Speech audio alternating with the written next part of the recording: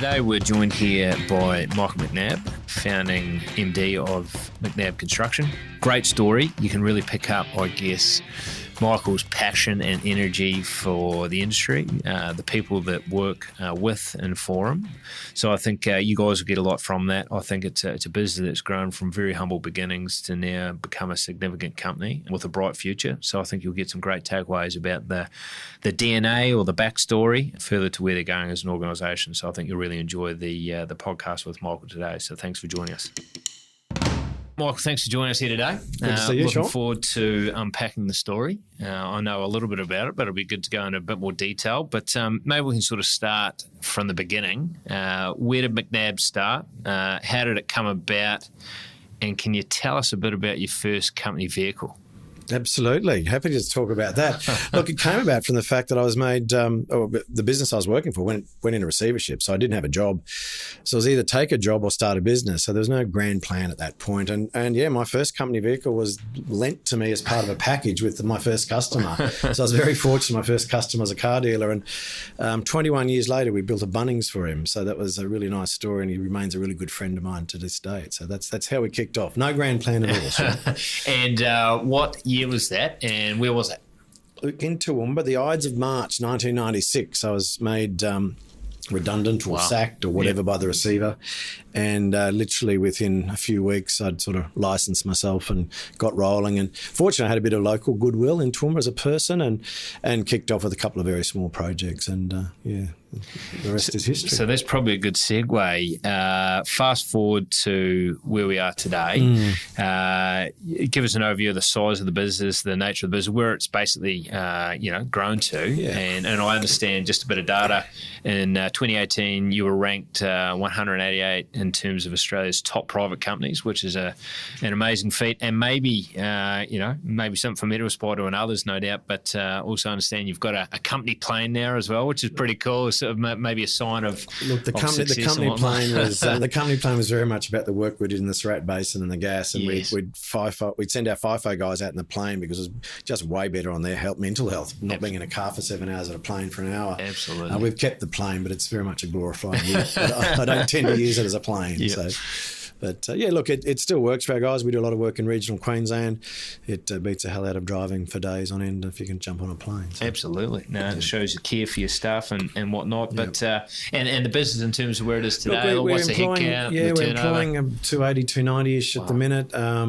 Look, the fin year we're in now, I'll stand corrected, but around the 380, 390 mark. Wow. In 380, 390 million in turnover for the fin year we're finishing up on now. Yeah. No, which is fantastic based on the humble beginnings for sure. So just give us a bit of detail now about the parts of the market you focus on, and what does a typical sort of project size look like to McNab's? Look, flexibility, it's something we measure all the time.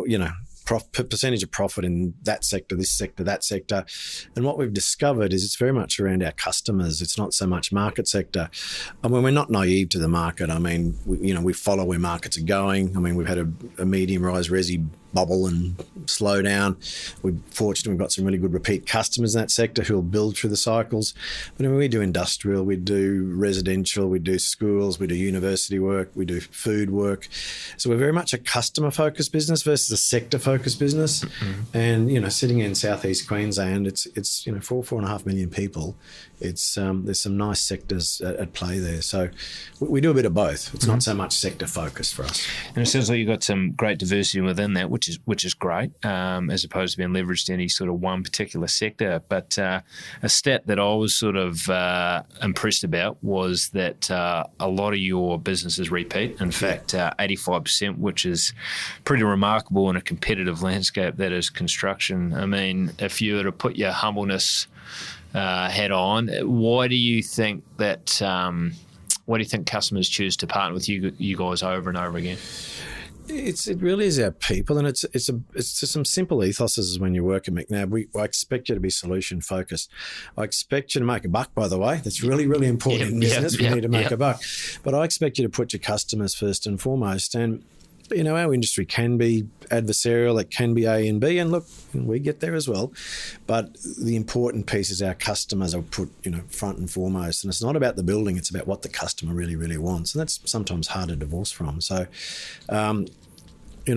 we have a great customer cohort, and I've got to say, it's 27 live projects at the moment, and I probably know 25 of those people, and they're good people. One of the things that it's important to me is that profile of our customer and their ethics, how they operate. Those things I've learnt the hard way that they're the sorts of people you want to work for. Yeah, and I mean, just picking up from that, very customer-centric, but I think the thing that I've picked up from yourself over the years is you enjoy that relationship with the customer. Yeah. You enjoy sort of getting to know them and providing a solution that works for them. And I think just taking that a step further in terms of being people-centric, I think the other thing you get a lot of energy from is dealing with key staff or bringing new staff to your business. That's something you particularly enjoy. Yeah, look, I mean, certainly some of my customers I regard as great mates these days. We have a very clear business relationship, but I'll have a beer with them any day. They become part of the family, so to speak.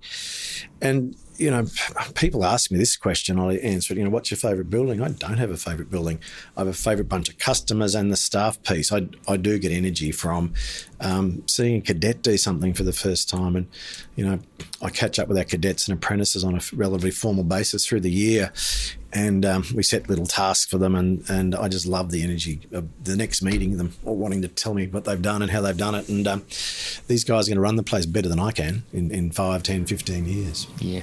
Now, and speaking to Michael, your HR manager, he remarked on the fact that after all these years, you appear to be as energetic and passionate as ever, which is great. And he's sort of seen that as a real contagious sort of factor across the business. Yeah, look, gosh forbid, we've been around for a few years, and there's years. I mean, to anyone who's in business, there's years where you do it a little tougher, and I have to say I'm energised at the moment. I'm trying to do less hours than I used to, perhaps, because at my age the energy levels only have a limit. Yeah. But I do enjoy running the business, and I've got a bunch of really good managers who really run the place, and I rock up and do what I like to do usually. And that's probably a good opportunity to sort of step into this next question. From my point of view, there seems to be a real sort of family feel to the business, and certainly a real sense of you valuing your people. We've sort of touched on that a little bit today. How important is culture in your eyes? And I guess just on the back of that, how would you define your McNab culture? Yeah. Look, again, when you start a business, you probably don't really, I didn't understand what culture meant and the power of culture. And then all of a sudden you work out that we've got a way of doing things. And now, look, it's largely one of my main roles is to make sure that culture is inculcated through every level of the business and people really, really get what it means. And, I do this thing about new starters sometime in the first 4 to 8 weeks. I have a very formal induction process in our business. It lasts for 3 to 4 days. But then I'll sit down for 1.5 to 2.5 hours with every new staff member and talk about the stories of McNab, the stuff ups, the great victories, and trying to get that culture through as a story. And when people get it, it's just they're just on turbos. The technical piece they just get dragged along. So yeah. Yeah, no, I think that's fantastic. You obviously do a great job of that. How would you sort of describe the culture? And I know one of your values is an interesting one. Maybe you can touch on that. You've got your 5 values, I understand, but one of them is response able. So keen to sort of unpack, the culture and what does that value mean? Response able is about the fact that. And the easiest way to explain is to go to the negative side of responsible. Then I'll go to the positive side of it. I really want you to own up to everything you are. We spend a lot of time on leadership training, good, bad, and ugly, really properly understanding yourself. But when you're responsible, you know that perhaps you've not performed as well as you can on a day. Just own it. Just be, let everyone else know. More importantly, when you're doing a really bloody good job, you're responsible for your outcomes, and you should be prepared to pat yourself on the back and own the fact that you're good at what you do. We've got a value of care, we've got a value of safety, growth in there as well, and you need to be responsible for all of those things. You need to be responsible. You need to be the best you can be. Michael, my HR manager, will probably shoot me because I'm not great at articulating. I know I'm better on a one-on-one scenario with it, but they're the sorts of things we're looking for. Really own who you are, and that's challenging for us. I mean, we're all good, bad, and ugly, and some of us are good at owning the good, some of us owning the bad, but I want you to own everything, and it's way more fun when you're operating in that environment. Michael certainly touched on the fact that you back you back people, and I think part of backing people is empowering them, but also them taking ownership and being accountable for their futures. I think they picked that up, and he certainly evidence of that. He noted that you tend to back smart young people, and you believe in them and give them that opportunity. Maybe in some cases get opportunities to do things they wouldn't get to normally do in other organisations. That's true. I mean, some of our cadets that we've got at the moment, they're just so smart, and all we need to do is just guide them, and they'll be doing a better job than we are at the moment, I'm sure, in 5 years or 10 years' time. No, well, something's working over there. It seems like you've got a great culture, so kudos to you guys. What do you think people, other than what we've touched on already, enjoy working for McNab? I mean, what attracts and retains people to McNab, in your opinion? Look, I mean, it is a bit cliched, but we like to have fun at McNab. We hold you accountable. If I look back on our stats this year, there's been quite a few people leave the business, but we've pushed that. We won't accept mediocre. Yep. And we really want, and sometimes those people, it's just it's not their fault. They just don't fit the way we want to operate. Yep. So when you end up in McNab, we spend a lot of time usually interviewing, and sometimes in the market we're known to be a bit tough to get on board with. But it's really important to us that we understand you clearly, that you fit into a McNab way. Not that's the best way, don't hear that. It's the way we do things. And you are autonomous, but we hold you very accountable. We expect, I expect you to be bloody good at your job. I expect you to perform. I don't want you working 100 hours a week. Work life's maybe a bit cliche these days as well, but I expect you to have fun. I expect you to want to come to work. I talk about the Friday bar combo. There's 3 people sitting at the bar. How's your week this week? If you want to bleat about our business, come and talk to us first and go, what can we do to improve it? I don't want you to sit at the Friday bar and say, God forbid, isn't it fun? Well, I prefer that, but I really want you to be passionate about working at McNab. And I think that just rubs off on people, and when people see that and it works for them, that's how we attract people.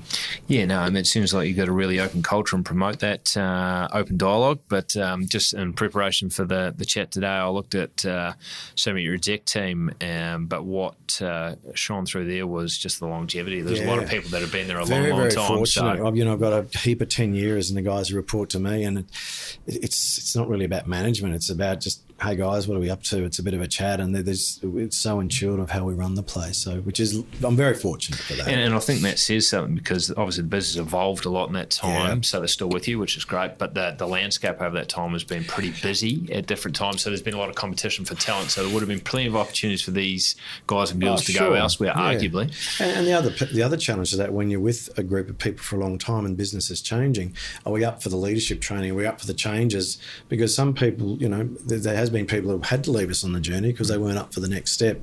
The guys have got with me, guys and girls have got with me now, been able to keep that pace up, which is also, credit to a lot of our staff and how they've managed their own leadership training. Absolutely. Just sort of wanted to jump in maybe to a few personal questions here. Go for it. So, the first one I'll fire at you is, what do you look for in people that you work with or for you? I actually need to like you. That's important. We spend so much time together, right? Yeah, you do. I mean, it's interesting. I mean, the guys know when I'm in an interview after about 3 or 4 minutes, I'm like, no, I'm out of here. He's tuned out. I'm tuned out. And that possibly that gut instinct thing hasn't worked wonderfully all the time, but you need to be able to grab my attention, argue with me, tell me that it's a dumb idea, because that's really cool. You need to be able to do your job. Let's just start with that. And then you really got to, we have a business where you just push me out of the way, and I expect that from you. So if I don't see that spark, don't see that piece of energy, it's usually a quick conversation with me in an interview. When I saw that, I couldn't define that exactly. I'm not probably defining it that well, but it's a bit of a spark. Seems like you go, they need to make an impression. You work off gut instinct a little bit. I mean, just piggybacking off that question, and not something we necessarily prepared for, but what would you sort of say your personal values are? Things like basic integrity, basic sort of service levels. I mean, as it parlays into business, I'm very proud of what we do. When we let people down, that disappoints me more than, anyone else. Friendship, loyalty, all those sorts of things. I've had a pretty fortunate run the last 20 years or so, and your personal values are quite often challenged on the way. That's probably another way to put it. And I guess what I'm picking up is you certainly got that passion for what you do, both in terms of obviously internally, obviously getting great people to go in a certain direction, but also passion for doing a good job and the right thing and taking pride in what you deliver for your customers and that sort of care factor. I mean, obviously that integrity is super important, but obviously some of the other sort of things I pick up through that is obviously that desire to have fun. I pick up that you guys work hard and do a bloody good job and do what it takes, but you have a bit of fun as well, and I think that's important. And you seem to reward and acknowledge loyalty, both from a customer point of view, but people that work with you. And people wouldn't stay 10 years plus if they didn't feel that sense of loyalty towards you, the business, the brand, on that side of it. So I guess there's some of the things that I see. Yeah, no, well, you've done a good job at describing it. But I mean, it comes back to that thing. I enjoy people. People energise me. In flip side is if once you lose me, you've lost me for a long time, because I don't get that energy piece back from you. I really, we run a very people-centric business. Gyprock, it's not about the Gyprock and the pain. It's about getting through to our customer and making sure they have a wonderful experience. We're a service industry, and really, it's construction across the board. I don't think construction does a great job at servicing their customer. Yep. And that's been around for a long time. So. No, I think you guys definitely get that customer experience piece for sure and do a good job at it. So when you're not busy building this impressive business, what do you get up to in your spare time? Oh, look, we were joking earlier about Shaun and I have done a couple of little boxing games over the years. I do enjoy exercise. I do enjoy sport, albeit the last 12 months have been fairly ordinary. Look, I've got to say, by the time I get to the weekends, I'm pretty keen to just do nothing. And, recharge. And look, having good food, good wine with mates, that sort of stuff. I enjoy travelling. One of the great privileges of life is travel, and I tend to get away as much as I can. So get down the beach a bit. Yeah, no, fantastic. No great hobbies. And I was given a bit of a tip to delve into the Saturday morning ritual, which I understand you really enjoy. Well, it's a bit of quiet time on your own. Well, certainly at quiet time, and then that's when possibly they might get the emails they may like or may not like. So, look, what's really important, I keep saying, as running a business, you're actually more out of your depth every day you go forward. And if you're not prepared to invest some time into yourself and reflecting on what's going on, we can all be really busy, and I'm as guilty as anyone at that. But, half hour here, half hour there on a Saturday or a Sunday or a Friday night or a Saturday night, and just really reflect on the last few weeks about what we've done well and what we haven't done well, and get that out to everyone is something that I suspect I'm being targeted with. Yeah, no, I think the way Michael put to me is Saturday mornings, often when Jen's out working, you've got your own quiet time, and you buy a few papers, and maybe you've got the coffee, and you've got that peace and quiet to maybe digest what's going on in the world. But maybe that's when certain thoughts or ideas come to you as well. But it's just a bit of a recharge for a person that's busy and likes that energy from people. I inferred what Michael was talking about. You just enjoy that little bit of recharge. You plug into what's going on in the world. No, you did right. I mean, I certainly, by Friday nights, often I'm quite tired these days. And it is the energy people at peace. I mean, you put back energy. So I've got dinner with a customer tonight. I've got dinner with a customer on Thursday night. I've got customer lunch on Friday. And I love it. Yep. But Friday night, Saturday morning, I'll be ready to switch off and read some rubbish about Short and ScoMo, I suspect. I'm sure that'll be placed in a piece. But that sounds like an interesting one. How would the exec team describe you? I read that and I thought I was going to send an email. Hi guys, can you all give me a hint? What would you suspect? Look, certainly the passionate piece. They usually know what I'm thinking. I really do try and get out of their road. And then at different times, I'm sure they'll accuse me of micromanaging. I'm sure that's the case. They get the care value from me. I mean, they get that. I think they get that, I'm committed to their growth, and their ability to run the business better than me is really starting to come through at the moment. Some of the stuff that the guys doing at the moment, I go, I'll just get way out of the road. And that's taken time. I've been doing this for 23 odd years, and arguably it's only the last few years I've really got some of those things half right. No, well, I mean, I just sort of, as you talk, seems to be a high level of trust. They've obviously got to earn your trust, but once they do that, then there's a lot of trust and empowerment for them to do their job. And like you say, you try and get out of their way because they're smart, capable people. Yeah. But I think no doubt they will pick up your passion and care for what you do for them, for your customers, for what you guys do. Yeah, I mean, we're lucky enough to be at that Vern Harnish thing last week, and Vern talked a little bit about that, getting out of the road, and it was just really good timing for me, just to reinforce that again for me. Yep, about letting smart people do their jobs. No, fantastic. And why so? You talk about passion, but I understand obviously you're very passionate about living in Toowoomba. Why so committed to Toowoomba? Mate, it's really interesting. The business started in Toowoomba. I grew up in Toowoomba as a teenager. It really does. I mean, I get to the top of the Toowoomba Range. Usually I try and be home on Fridays, and it's in Toowoomba. It's very rare. And the temperature's cooler. It's got no humidity, and it just switches off. It's a country town, and it's probably part of that. If I was in Brisbane, I'd be back out somewhere on a Friday night or a Saturday night, and I go at home. It's just easy. Friday night footy, Saturday night footy, whatever it is. There's me, the telly, and the papers. So I think that's part of it. I've got a place at the coast that I get to as much as I can now, and with the coast office, and that's a little bit the same. Yep. So I've got no compelling. I mean, from a business perspective, I should live in Brisbane. But Toowoomba's, it's a good town. I really like it. Yeah. No, and it seems like you've got a good sort of networking community that you're passionate about staying in contact with as well. It's a great community. My old mates are there, and you catch up with them, and that's still fun versus just being work. Absolutely. Yeah, so no, that's good.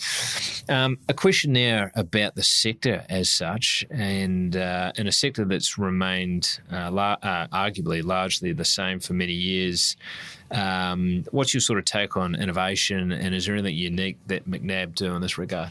Yeah, look, I'd like to think from a software perspective, our management systems are right up there. Our, how we operate our sites, again, are really well done. Innovation in construction has been fraught with people going pear-shaped on a regular basis. To me, I'm going to come back to say we're a service business, and our people are the piece we need to innovate about. I'm not a great technician.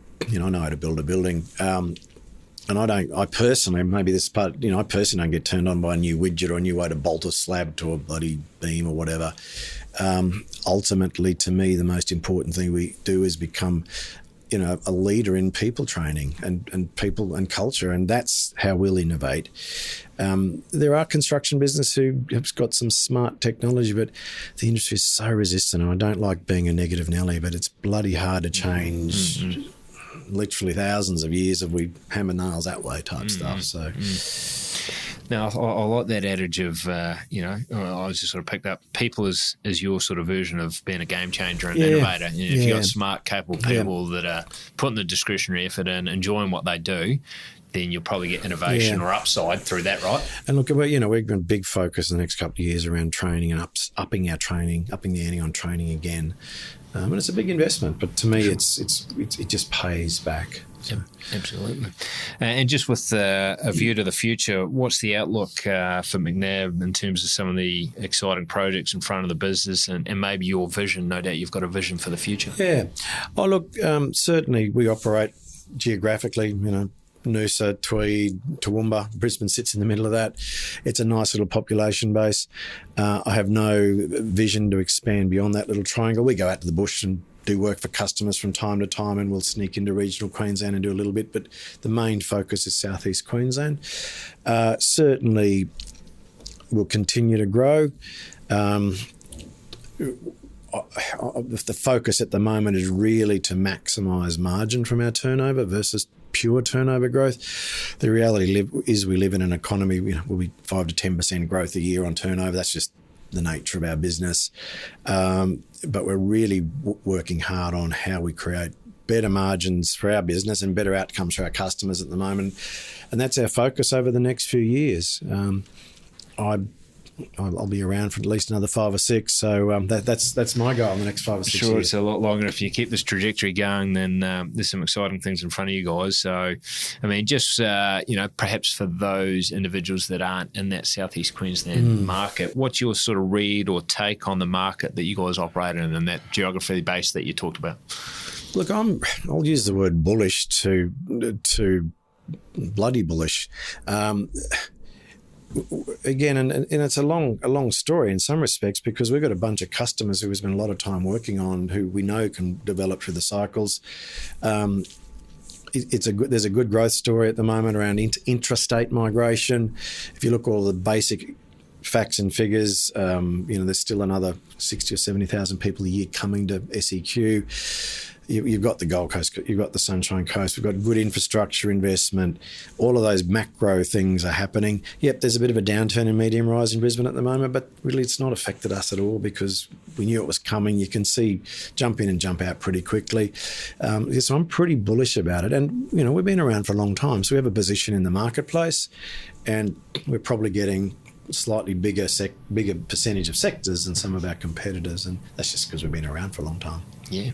Now, well, it sounds like you're pretty optimistic on the future, which is great, and certainly based on some of the headcount requirements that your team has been talking about, that would suggest that you're planning to grow. Well, the other piece about the headcount requirements, we always want to try and be in front of the wave. I don't like having a job and then going, oh, shite, where are the employees?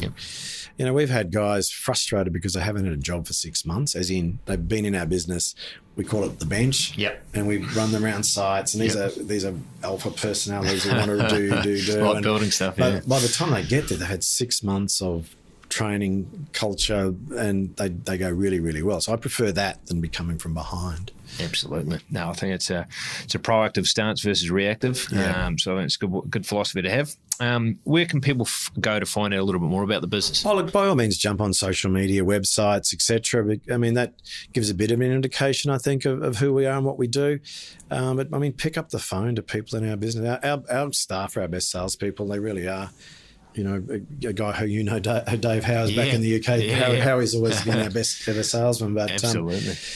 Social media gives a snapshot of who we are, and it's sort of a bit quirky sometimes, but pick up the phone to me. I'll happily take your call. I mean, I get weird and wonderful phone calls from people all the time. I'll happily talk to construction about them. Yeah. No. Well, look, I think you definitely do get an essence of the culture and the vibe of the business online. But you've always been very available.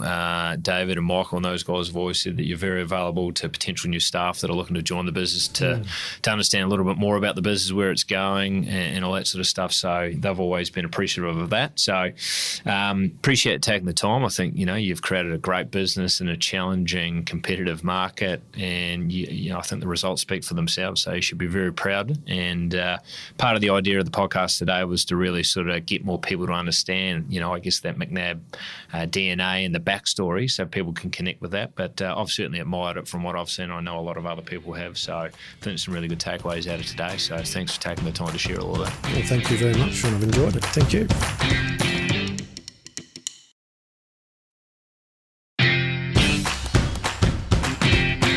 We're doing this recruitment initiative with Form, and really the goal of what we're trying to achieve here is to really, share the story and also the wonderful opportunities within Form and the wider market in New Zealand.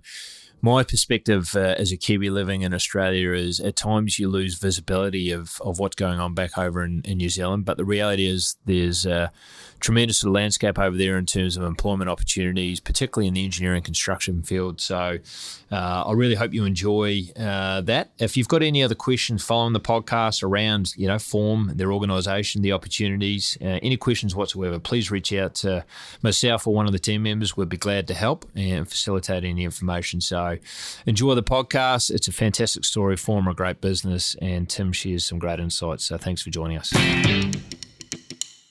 Tim, thanks very much for joining us. I think a great opportunity to provide a bit of an overview of the Form business. And I guess that's a great place to start in terms of giving the listeners a bit of an overview of the Form business. Where did it start and how did it start, and what does the business actually do? What's the sort of the focus for the business? Yeah, certainly, Shaun. Look, Form Building and Development started 11 years ago down in Mount Maunganui in the Bay of Plenty. It was started by two gentlemen who merged companies that they had and are still two directors of the business at the moment, Shannon Moyle and Andy Jew. So that was, 11 years. Had an office originally just in Mount Maunganui, then expanded to Auckland and Waikato. We've been in Auckland for 6 years now.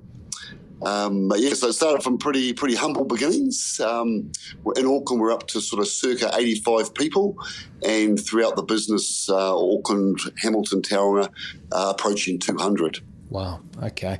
And what are the sort of the key sort of areas of the business? I mean, what sort of style of work do you guys concentrate on or specialise in? Yeah, look, it's quite varied, and it does vary between the regions as well. In the Bay of Plenty, we do a lot to do with the kiwi fruit industry around pack houses, cool stores, logistics. A lot of big sheds with sizable plant, as well as apartments and some of the more usual construction. In Auckland, we do a lot of education work for the Ministry of Education and private schools. Also daycares, kindergartens. We also do apartment buildings, office buildings, and industrial, but not to the same level as the Bay of Plenty. So we've also done retail. So sort of quite diverse across the sort of spectrum. Another thing we do that's quite particular to Auckland and New Zealand is remediation. So it's basically refurbishment of large-scale buildings where the facade is replaced and interior work's done to sort of bring buildings up to the current code. Now, what sounds like some great diversity there across the portfolio, but maybe just building on some of your earlier comments, how big is the business today in terms of sort of headcount and turnover? Obviously, 11 years ago, you guys have grown an awful lot and had some great progress as a business. But just give the listeners a bit of a quick overview of the headcount and revenue of the business as it sits today. Yeah, certainly. So, as I say, approaching 200 people. So I think it's about 185 at the moment. That's predominantly management, site foreman up, but we do have 45 tradesmen in Auckland and about 25 tradesmen in Waikato and the Bay of Plenty. In terms of revenue, this year will be approaching 140 million for the financial year just ended, 31st of March. And that is spread predominantly Auckland and Tauranga. The Waikato business is quite a bit smaller. In financial year 2020, we will be looking at 160 million and about sort of 75 million in the Auckland market. Oh, fantastic. Well, it sounds like the business has grown an awful lot. There's some sustainable growth curve in front of you guys and across a diverse sort of range of clients, which is good. And I guess just sort of picking up on that, my understanding is sort of circa 50% of your business is generated through repeat clientele, which says an awful lot. But, what do you think that these clients choose to partner with for? Oh, I think delivery is a big part of it. So in the Bay of Plenty, the large industrial kiwi fruit projects where they have to be finished by a date because that fruit's coming off the orchard and it's just got to go out to the market. So that's important down there. Up here, likewise, with some of our school projects, they've got a school opening on January the 31st the next year. It has to be finished because the kids are coming and they got to go. So we've got that relationship with clients and consultants that we do deliver. They like the element that we can self-perform part of the works with our own tradesmen, so that we're not reliant fully on subcontractors in the heated Auckland market. So I think that's a couple of key reasons. I'd also say we're easy to deal with. We're not a large contractual company. I mean, obviously we've got to protect ourselves, but generally we like engaging with people rather than firing letters off left, right, and centre. Well, it certainly seems like that approach is working. Obviously, it's a pretty competitive landscape over there. So for that to be the case, obviously it's a dynamic that's working. I just sort of want to throw a little bit to the culture. My understanding is very good culture within the business, and I've heard there's a real sort of family feel and really flat structure. So everyone's approachable and you can have sort of a chat with anyone and a real sense of valuing your staff and your people. So I guess the question is, how important is culture in your eyes, Tim, and how would you define the form culture? Yeah, look, very important, Shaun, very important. That's one of the key things throughout the business that we all work very hard on, and we have developed a good culture.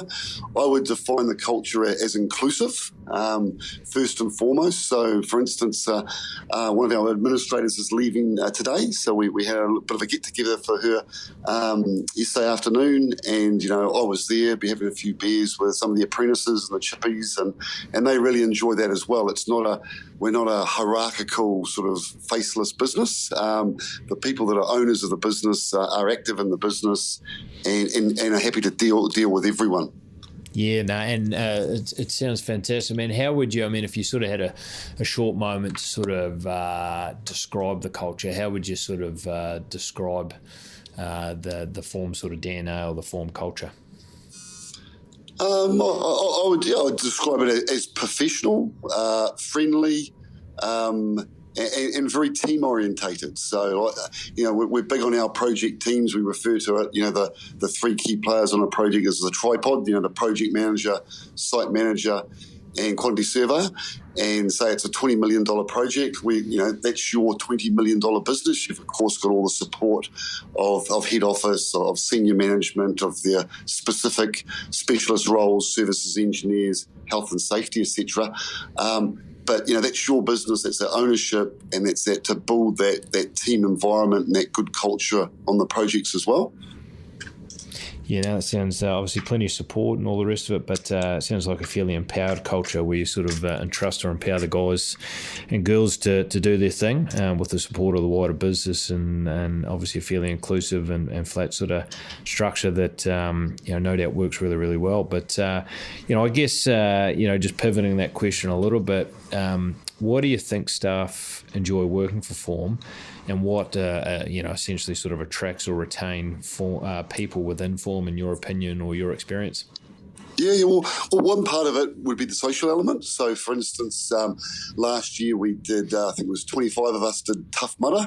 So a group of us did the 18K, another group did the 9K. So that was all a company event. We also have done Round the Bays, which is a run in Auckland. So we do, we have barbecues here out on the site, also in the office. So it still is a very sort of, there's a social element there as well.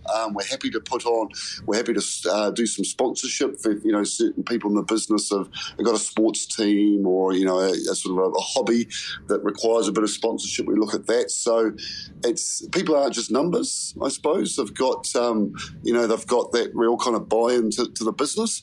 I think getting specific to the work sites, our sites are well-resourced and organised. So we're not, bringing people in and there's sufficient work for them. The roles and responsibilities and structure is clear, so people know who they're reporting to, what's expected of them, and then there is follow-up on that. So we have an annual performance review and very keen on training people. Our sort of perfect idea is that somebody comes on board as an apprentice and they work through from apprentice to carpenter to leading hand, get a tertiary qualification, site foreman, site manager. That's really how we see our future. We can't always be tapping externally in the market. We've got to grow our own people as well. So I think a lot of the people really value that as well. And there's already been a lot of promotion within the business. So people know there is that opportunity there. No, fantastic. Well, it sounds like there's some great connectivity in amongst the group and relationships across a couple of different fronts. But I think the other key aspect I took from that is just the clarity and promotion of career progression and promoting development within the company. So those two dynamics obviously working well. And just sort of picking up on part of your earlier comment as well, I understand you guys are pretty big advocates of supporting the community. What do you guys support in that regard, and why do you guys choose to do that? Okay, well, we just, we want to be a responsible business, and I think that's probably another thing that I'd say for the previous question is that, people have a life outside work. We don't want people working 80 hours a week, and we want people to have hobbies and enjoyment. So in terms of the specific sponsorship, we sponsor the Tauranga Boys First 15, so they're one of the main sort of schools in the Blair Plenty region and compete nationally in rugby union. So we sponsor their first 15 and have done for a number of years. We sponsor a fishing competition in the Coromandel, which is enjoyed by a lot of builders and subcontractors. Then we sponsor various things like Irish dancing, surf lifesaving. It really depends if people in the business have got sons, daughters, and what they do. We have set aside a budget every year for sponsorship. Definitely active in that. No, it sounds fantastic. It's good that you guys are really giving back to the community and also supporting some of your staff, depending on sort of what is relevant to them or their families. I think that's a really good focus. I guess keen to sort of understand a little bit more about some of the personalities in the business. Obviously, you're a big part of the business, Tim. So I guess I'm keen to understand from your point of view, what do you look for in people who you work with or people that work for you? What are the sort of key things that are important to you? Oh, look, you're always thinking about fit with others in the business. We like, straight up people, people that, want to put in a good day's work, but also, focus on the task at hand, but can fit in a team, because it's all about that team dynamic in construction. So definitely team players, in saying that, are able to work unsupervised and just really, nice, friendly people, people that you can communicate with. We're not a corporate business. We are very very hands-on and personal. So people that like that sort of environment would be people I'm looking for as well. No, fantastic. And I guess, outside of work, you talked about the importance of obviously the business being successful and there's some great opportunities within it, but obviously it's important to have a life outside of work and have that diversity and balance in your life. So from your point of view, what do you tend to sort of get up to when you've got a spare moment outside of work? Yeah, sort of a range of things. If it's summertime, I like to get out and do a bit of diving, a bit of paddle boarding. My sister's got a place over in Waiheke, an island just off Auckland, so we go over there quite a bit, and that's really good for the water sports and kayaking. And also Auckland's quite, it's good. There's water everywhere.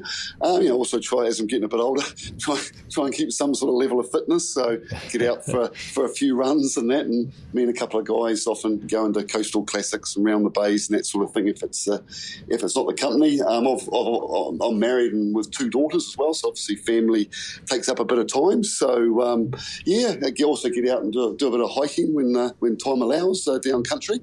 So not playing any competitive sport anymore. Oh, it sounds like you got a fair bit on your plate, but you've got some good things outside of work to keep you busy between your family and other endeavours, which is great. So I guess I sort of want to ask some questions quickly of Andy Dew, who you mentioned before is the Form MD and obviously a big part of the business. So how would you sort of describe his personality and maybe his strengths, just to give the listeners a bit of a snapshot of Andy? Yeah. I suppose the first thing I'd say is a good bugger. He is a good bugger. So Andy started out as an apprentice on the tools. He ended up buying the business where he did his apprenticeship from. The guy was retiring. And as he says himself, he started out doing fence posts, then he started doing decks, then he started doing houses. So he's a guy that's come, right from the bottom, if you like, worked his way up. It's all self-made, and merged with Shannon Moyle's business. So look, a real straight shooter. A guy that cares about people. He's one of the big drivers of the Form culture and having the right culture where people respect each other and have some enjoyment as well. It's not we spend a lot of time at work.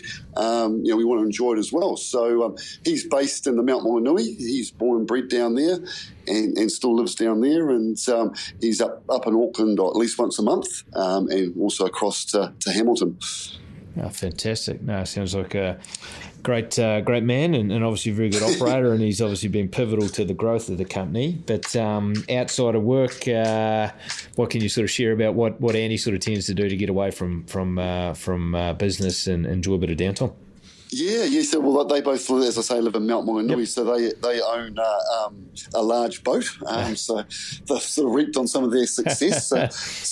So they try and get out in that, frequently if they can. It's a bit of a beast, but go for a fish and a dive. Andy was coaching a sevens team. I'm not too sure if he's still doing that, but he's a pretty active guy. He keeps himself fit. He does not CrossFit or one of those ones every morning or most mornings during the working week. So he's a guy who still likes to get out and about, and No, fantastic. No, it seems like the boat and the water consumes a big part of it, but obviously involved in sport and whatnot, and obviously keen to stay pretty fit and active as well, which is great. So I guess one big question I think is pretty important in understanding the difference between New Zealand and Australia is maybe just some of those differences around the contractual aspect or how clients engage with contractors. Now, obviously, you've worked in Australia, and there's other key personnel in the organisation that have worked within the construction environment in Australia and also in New Zealand. So how would you sort of explain the different dynamics between the Australian and New Zealand context as it relates to being a contractor? Yeah, certainly. Well, I think what they've picked up in New Zealand is, this with so much work on, the industry's been under pressure, and there's been a few failures of sort of good-sized contractors. So it's sort of been led by the government, which kind of needs to be the one to lead it, and they're much more realistic around sort of a risk and the transfer of risk. So to give you an example, a school job or two schools actually that we've picked up south of Auckland. We are not fixing the price until building consent documents. Whereas if I go back 4 or 5 years ago, the Ministry of Education would be saying, we want you to fix the price and take all the risk at prelim design. So I think it's dawning on the government, and that's also rolling through to private players, that there needs to be a better allocation of risk. Just sort of pushing everything onto the contractor and kind of that race to the bottom, they're not going to get a good outcome as well. So, New Zealand being a much smaller place, maybe it's easier to get sort of quicker traction with that over here than in Australia, where there's much larger clients, much larger contractors, and it's very much who will sort of take the most risk. Yeah, absolutely. So it seems to be a bit more, in your experience than others, maybe in a general sense, government clients, and or rather a bit more of a partnership approach, and maybe a little bit more of a balanced view on who takes on the risk, and maybe that transcends to margin to a certain component in your experience between the Australian context and New Zealand. Would that be a fair statement? Yeah, to a point. I think another thing I've noticed in New Zealand is there's getting a lot more of a non-price element to construction tenders. So whereas before you had maybe none, or you had 20 or 30%, now you're getting it as high as 50 or 60%, the non-price element. So if you're putting in a tender, it's not just the price, they're looking at your program, your people, your methodology. So I think that's good and promising, and that looks like it's going to continue and probably even get larger, the non-price element. Absolutely. And what about what sort of comments could you make generally around the difference in the workforce environment? Obviously, New Zealand doesn't really have the any sort of union involvement as such, and obviously different market to Australia. How would you sort of comment on the sort of workforce culture or environment in New Zealand versus maybe what you're seeing in Australia from time to time? Yeah, well, it's probably much more personal to subcontractors and the people that own those businesses, and that's often the people that I'm dealing with regularly, rather than a union entity with that sort of drives and dictates where people go and that type of thing. So you're dealing with sort of owners of businesses. That sort of is really how the market works in Auckland, because there isn't that union sort of element, or not in any great way, shape or form. So I'd probably say that's a key part. Yeah, absolutely. And it seems like, widely speaking, it sounds like some of your quality subcontractors and some of your own staff, widely speaking, it seems like there's a pretty good work ethic and, keenness to turn up to work and put in a decent day. And I've also heard via a mutual contact of ours that, like all projects and companies come under pressure to deliver, like you said, there's hard deadlines. He'd certainly witnessed that the workforce tends to stand up and do what it takes when it sort of matters, which I think it's that's a good reflection on you guys, which is great. So can you give us a bit of a broad overview of the Auckland market and I guess the wider market that Form operate in? You mentioned before that there is a lot going on. There's a lot of expansion and buoyancy in the market. Can you comment on that at all? Yeah, certainly. Look, specific to Auckland, the whole North Island is busy, and they refer to the sort of region between Auckland, Waikato, Hamilton, and Tauranga Bay of Plenty, which we have an office in each, as the Golden Triangle. That's where the majority of growth is in New Zealand at the moment, and that's the largest construction markets, with Christchurch coming off, following the earthquake rebuild and that. So we operate in the area, I suppose, first of all, with a bulk of the workers, which is good.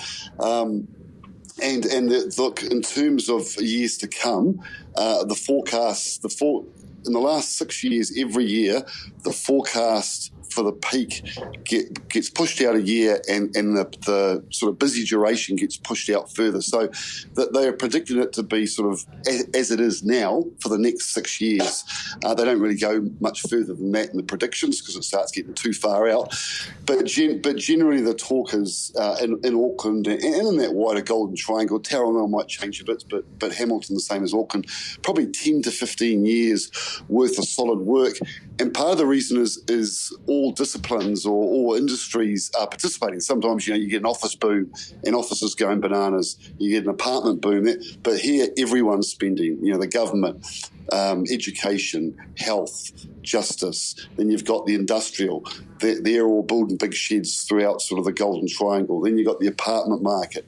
Housing New Zealand, the social housing provider, they've got something like, 40,000 houses that need to be built, in the next 15 years, and they're taking over whole suburbs and sort of increasing the density. So there's work, there's and plenty of retail, plenty of office. So there's work coming from, all the different sort of construction disciplines. Now, it sounds like a great scenario to be in terms of the runway of opportunity and the certainty in the market.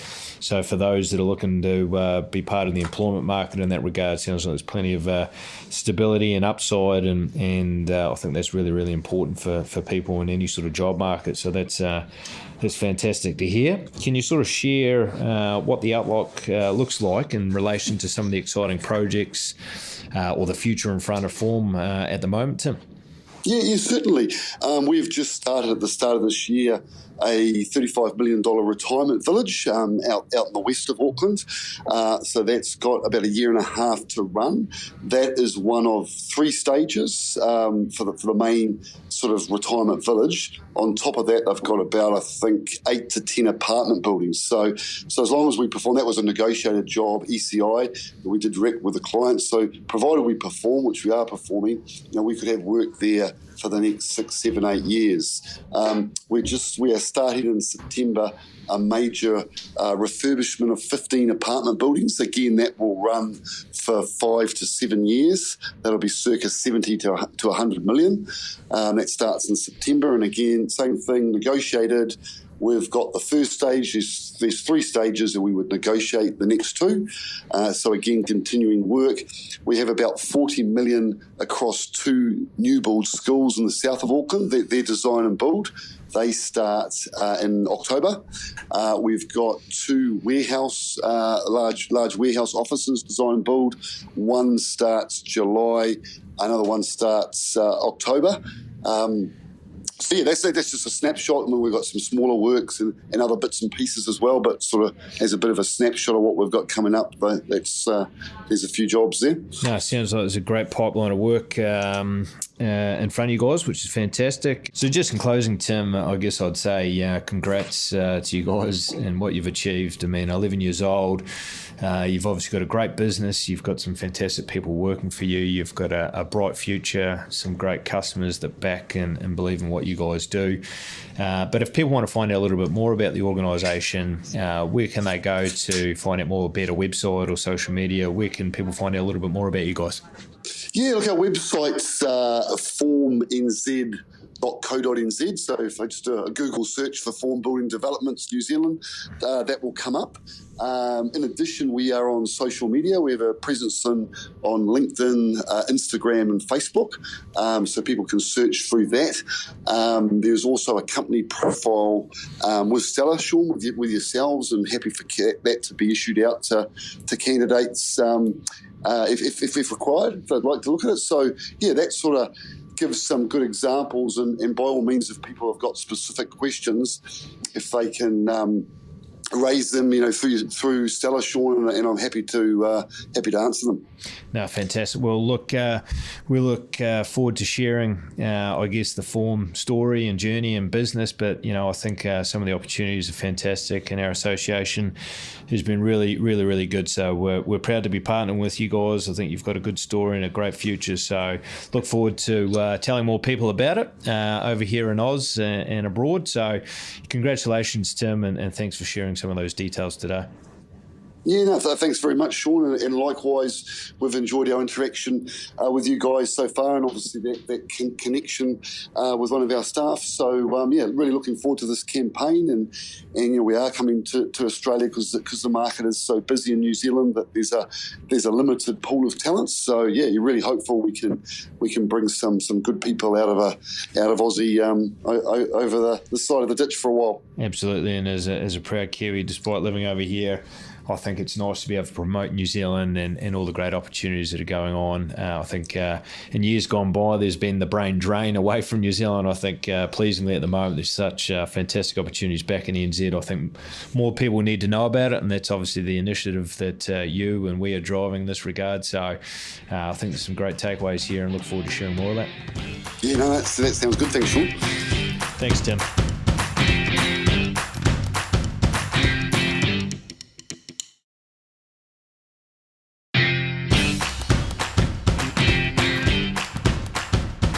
Well, Mark, you've now been in the mining sector for the last 11 years and primarily doing an awful lot of work in that mining maintenance sector and space. Obviously, frequently out with customers, be that in their offices, workshops, the mine sites as well, across the east coast of Australia and abroad. But I just sort of wanted to ask you, what are you seeing in that maintenance space at the moment across mining? What sort of trends or themes you're seeing across your customer base? Yeah, thanks, Shaun. I guess, being on site with customers over the last few months, there's definitely a significant increase in requirement for trades, skilled trades. So your diesel fitters, your auto electricians, your high voltage electricians, the clients are demanding more and more labour. And I guess the demand's only going to get stronger over the next 6 months.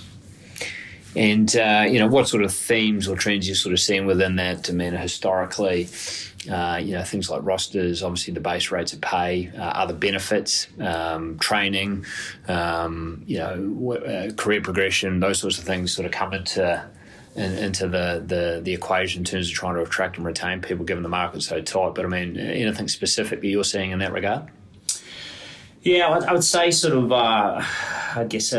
an hourly rate for, let's say, a diesel fitter would be something around the $60 an hour mark as an average. I guess your larger sort of tier one mining companies, one of the things they're able to do is definitely offer that career progression, where you probably start on the tools and then over a period of time you can sort of move up the ladder to sort of leading hand supervisory type roles. I guess with your smaller, let's say your maintenance sort of contracting companies, generally they can pay a little bit higher than that and give them the flexibility to move into sort of various locations, whether nationally or even internationally with some companies. So there's definitely there's bonuses for both sort of sides depending on what sort of path you want to take. And you're saying for some of the specialist tradespeople, whether it's your digger or drill fitter type candidates, they can be earning sort of upwards of sort of 65 for the high-end diagnostic type tradespeople? Yeah, definitely 65 an hour is attainable. even sort of higher. It depends on what your value add is. If you're a specialist in diagnosing a particular machine, I've heard stories where people are getting around 70. So it depends, I guess, how quick you can fix something like an excavator, like you said, or a drill. There's some gurus out there who can demand much more higher rate. And on average, you're seeing rates, obviously the Western Australian market's the other major mining market, and your colleagues over there, you're seeing the rates over there just maybe marginally higher per hour? Definitely. My colleague Justin in the West, in Perth, they're paying anything between sort of $65 and $72 an hour for fitters on a 2-in-1 roster. So the demand for labour over there is just as high as what it is on the East Coast. So I've known some companies are now paying for flights from the East Coast over to Perth. We're in a tight market when companies are starting to offer flights again. Yeah, we've seen that in the last boom, didn't we, with companies even getting their own charter flights, private charter flights from Brisbane into the sites that can cater for the big jets and whatnot. So it sounds like we're going back to that sort of market. But I mean, what sort of recommendations would you offer or suggest to clients seeking to get their hands on talent, but maybe even just to retain the great talent they've got already? Any sort of key tips you'd offer in that regard from what you're seeing? Yeah, I guess it all comes down to culture a lot of the time. Sort of when I'm speaking to some of these organisations, the way they're retaining their people, they've got good supervisors at that senior level. So generally, people on the tools, they'll work and put in a good day's work as long as they've got the right people working alongside them, and they've got the respect of their supervisor or leading hand. So it's important to make sure, I guess, you get the right people on the bus, and it's the right organisation. So culture fit is really crucial. I guess companies as well, that career development path is really important. So dollars and cents are, but eventually, people don't want to be on the tools forever. When they're sort of 50 plus, they want to have a path where they're sort of more in a capacity off the tools where they're advising and supporting the workforce. So I guess, if there's companies out there which have got career paths in place, that's great. I guess what we're doing to sort of combat the skills gap as well at the moment is we're working with a couple of players out there at the moment, which we've got a program called Trade Upskilling, and we're grabbing people from different sort of backgrounds. So there'll be trade qualified individuals, male or female, and they'll be coming from other industries like the Defence Force, rail, civil background, agricultural industries, and we're, putting them into, some of these mine sites in a workshop, and they're starting sort of at the lower basic stuff, servicing equipment, but over 6 months they're, getting more and more training behind them, and then they're classed as an experienced diesel fitter after 6 months. So upskilling, the current workforce, as well as obviously bringing people in from different industries, working really well, in that regard, Shaun. Yeah. Fantastic. I think some good points here. I think building on one of the first comment you made, I think we are also seeing our customers focus a lot on upskilling and developing their frontline leadership team to attract and retain staff. I think seeing that as a pivotal part of a business to ensure that people feel like they're working for strong, capable frontline leaders. I think the other thing you may not have touched on is just the recruitment process, trying to streamline that as much as possible. These great tradespeople at the moment have got numerous opportunities at any given time, so making sure the recruitment process is pretty fluid and not taking any longer than it needs to be without jeopardising the integrity of the process. And I think the other thing that we're starting to see, and we've seen this in the last boom as well, is some international recruitment. So, places like the UK, America, Canada, New Zealand, but also Philippines. And obviously we're doing a lot of that Filipino recruitment into New Zealand and other locations at the moment as well. So some good points you make there. Just to sort of wrap up, Mark, any sort of take on your prediction about market conditions over the next few months, whether it'll be more of the same or whether it's going to get tighter? Anything you can sort of touch on there? Yeah, I'd say it's definitely it's going to be tighter. We've got probably in Queensland at least 4 projects which are going to kick off in the next 6 months. Down in New South Wales as well, there's at least a couple more projects in the pipeline. So that's definitely going to put more issues on the supply and demand of quality tradespersons. So it'll get tighter, and I dare say rates of pay might go up by an extra 10%. We'll just wait and see. And just sort of wrapping things up, anything else you want us to leave the listeners with today, mate?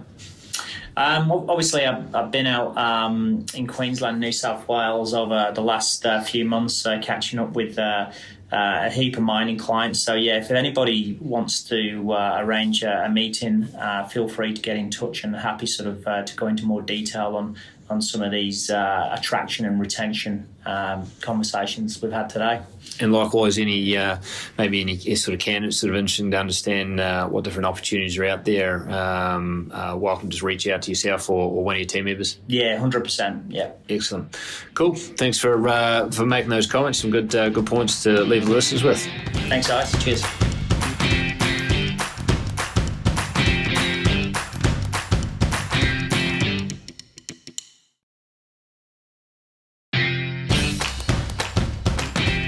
Hi guys, we're here today with Stephanie Morass, who heads up our corporate services team here in Brisbane. Steph, thanks for joining us here today to give us a bit of an overview of your part of the business. So you head up our corporate services team here at Stellar in Brisbane. Firstly, can you just sort of start with a quick overview of the areas your team recruit for? Yeah, sure. So I head up a strong team of recruiters that cover pretty much the entire mix of the corporate services departments within a client. This includes IT and technology, administration and office support, accounting and finance, HR and safety. We also have a sales and marketing team, and also a senior leadership and executive search function, of which I personally recruit for. Fantastic. And I assume that some of your partners enjoy the fact that they can sort of leverage your wider team to sort of assist with a wide range of roles within the corporate services division as well. Yeah, so I'm finding that a lot of our clients, or a lot of our client partners, they do value being able to access that whole recruitment circle. So, they might start with, let's just say, a business development manager role. They have a great experience. They tend to come back and go, okay, great. We know you've got a HR or administration or a finance and accounting recruitment team. Here's some roles in that department. Let's keep that relationship going. Our culture. The previous people in our business and the way that our process works. So I think that really works for them, and obviously works for us as well. And that sort of covers anything from sort of quick and responsive temporary placements to permanent placements, to assessment centres that you run on behalf of your clients, and also some executive search as well. Yeah, correct. All the whole kit and caboodle. And I find that within a growing organisation, that do require some key parts of their business, especially in the early to mid stages, even the later stages of their business. They do like to be able to access all of us to go, right, we do need this in a temporary position for now. We need a temporary and accounts payable officer, potentially might go perm as well. So we deal with everything that they need. So within that corporate services space at the moment, what trends are you seeing? Whether it's any sectors or skill sets that are particularly hot, or any other sort of themes or trends that might be worthwhile noting? Yeah, I think for us in the HR space, especially in the senior HR space, things are really starting to heat up. So 6 months ago, we were recruiting into our clients more at the coordination level, HR coordination level, and a lot of support roles, even in the administration functions of the business. Whereas now, I think clients are steering to more that cultural strategic fit that they're looking for, and more of a requirement for somebody of a higher level in HR director, general manager of HR, to really drive that culture piece and the strategy into hiring to the next 12 months. So that's what we're really seeing as well. We're really seeing as well probably an increase in finance and accounting roles coming through, particularly in that private wealth sector as well. As Brisbane and as the nation gets a little bit older and there's more money to play with, they are looking for advisors and that advisor piece and things like that as well. So we're finding they're hot roles at the minute. Specifically also in technology, we're seeing a continued rise of candidates, the salary requirements in the candidates especially. They move into sort of more niche roles as well within clients. So in heightened client expectations, but also heightened salary expectations. So we're finding that larger clients with a sliding scale of salaries who are able to attract that candidate through salaries is probably snapping them up quite quickly. Any sort of dynamics around sort of temp perm, any sectors at the moment that are sort of particularly hotter than others? Anything on that sort of side of it that might be worthwhile talking about? Yeah, so I think the temp to perm scenario is being elevated, especially recently. I'm noticing, especially in the government departments, they are taking on temporary assignments. I would say a good 60 to 70% of those are actually being taken on a perm basis a short time afterwards. I'd probably say a month or two, and then they're taking the candidates permanent. So I can't really put my finger on as to why and what the trend is at the minute, but I am finding that that's starting to rise too, temp and perm, and that's across the board. So that is in accountancy and finance. It's quite heavily in administration and office support and IT as well. And from an employer point of view, any sort of recommendations or tips you would offer to help them get their hands on talent? Obviously, the market's getting hotter, it's getting more competitive. Any sort of offers of advice in that regard?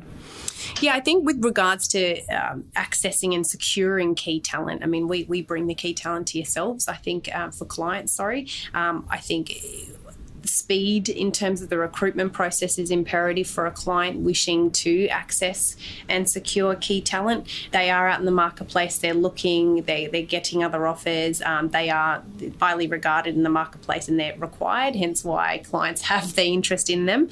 So I think it's not taking out the process or the pieces of the client's recruitment process. It's not taking those out. It's probably just more restricting those into across a week, let's just say, instead of across a month.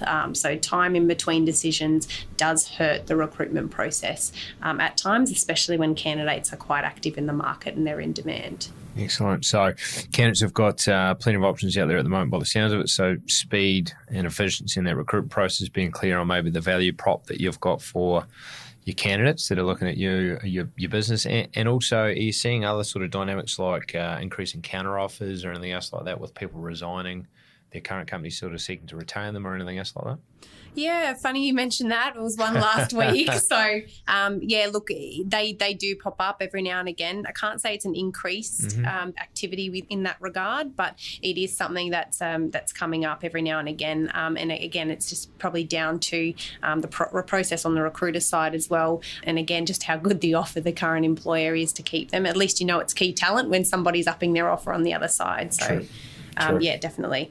Looking forward, your predictions on market conditions over the next few months, any sort of insights that you think you can offer in that regard? Yeah, I think for our team across corporate services, and this is across the board, it could be in admin and office support, it can be in our accounting and finance departments, sometimes in safety as well. What we're seeing across the board is that clients are coming to us with a strategic plan on headcount and hiring plans for the next 12 months, and they're really partnering with recruitment firms or ourselves, obviously, to see that out and to strategically play out the hiring process. So they've got the people they need when they need, and they're giving us the heads up on what's ahead so we can effectively source for them and have that there at the time when they need. So we find that's helpful for us in our process because it gives us the time and that we can go out and find that talent. But also, if everyone's on the same page in recruitment, it does help for a better result. So we're liking that at the moment. And I guess that offers you the opportunity to be a little bit more proactive about mapping out the market for talent. Correct. Get your hands on the best talent as opposed to reacting in a short period of time and sort of taking maybe what's available at that moment versus the wider sort of market. And I think further to what you touched on there in terms of new budgets, new workforce plans going into the new financial year, obviously post-election, I think there's at least now certainty and obviously increased confidence. The stock market reflects that.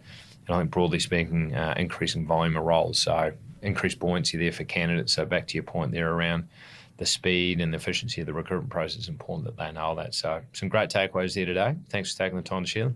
Great. Thanks, boss. Thanks for having me. Thank you.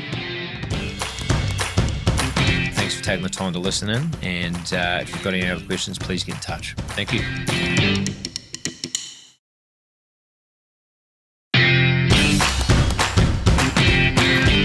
Right, Justin, thanks for joining us today, mate. Obviously, you're our branch manager in the West for our business and been in that mining market in particular for coming up 9 years, and you're obviously frequently interacting with customers and candidates. I guess I wanted to ask you in relation to the mining space at the moment, what trends are you seeing, whether it's rosters, remuneration, benefits, the wider sort of supply and demand dynamics, be that across blue or white collar? I mean, what sort of views could you share in that regard in terms of what you're currently seeing out there?